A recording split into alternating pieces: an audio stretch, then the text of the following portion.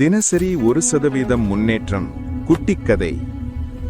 தன் இளமை கால வறுமையிலிருந்து மீண்டு வெற்றிகரமான தொழிலதிபராக உருவான ஒரு இளைஞன் ஒரு விசேஷ வீட்டிற்கு வந்தான்.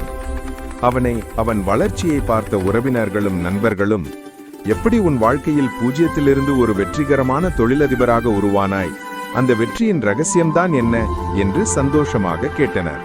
அதற்கு அந்த தொழிலதிபர் சிரித்துக்கொண்டே, நேரடியாக பதில் சொல்லாமல், என் வெற்றி கதையை ஒரு குட்டி கதை மூலம் தெளிவாக சொல்கிறேன் என்று கதையை சொல்லத் தொடங்கினார். ஒரு காலத்தில் நீதி வழுவாத மதிவர்மன் என்னும் இளவரசன் தனது இளமை பருவத்திலேயே நாட்டின் அரசாட்சியை ஏற்றான். அவனது ஆட்சியில் மக்களின் நல்வாழ்வுக்கே முதலிடம் அளிக்கப்பட்டது. நாடே செழித்து மக்கள் மனமகிழ்வோடு வாழ்ந்தனர். மதிவர்மன் எப்போதும் தனது சிந்தனையை நாட்டு மக்கள் 3 தலைமுறைக்கு கவலையின்றி வாழ என்ன செய்ய வேண்டும் என்பதிலேயே செலுத்தி வந்தான். ஒரு மாலை பொழுதில் அரண்மனையின் பிரம்மாண்டமான அரச சபையில் மதிவர்மன் தனது அமைச்சர்கள் சூழ அமர்ந்திருக்கையில் ஓட்டமும் நடையுமாக ஒரு ஒற்றன் அவசர செய்தியுடன் உள்ளே நுழைந்தான். ஒற்றனின் முகம் வியப்பாலும் பரபரப்பாலும் மின்னியது. மன்னர் மதிவர்மன் அவர்களே! ஒற்றன் பணிவுடன் வணங்கி சுவாசம் சீராகும் முன் பேசத் தொடங்கினான்.